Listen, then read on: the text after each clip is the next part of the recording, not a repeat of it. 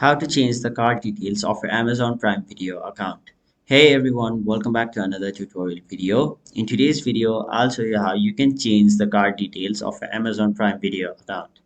So first of all, log into your Amazon Prime Video account through the primevideo.com.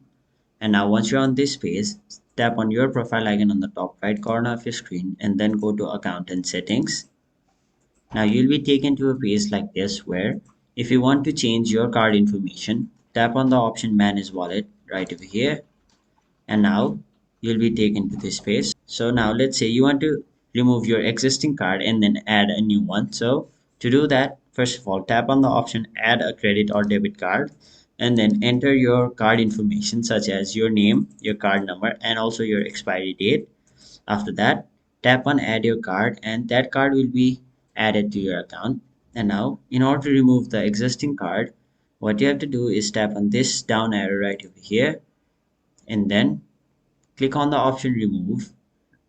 That way, the card which is currently on your Amazon account will be removed and the card which you just added will be your new payment option on your Amazon Prime Video account.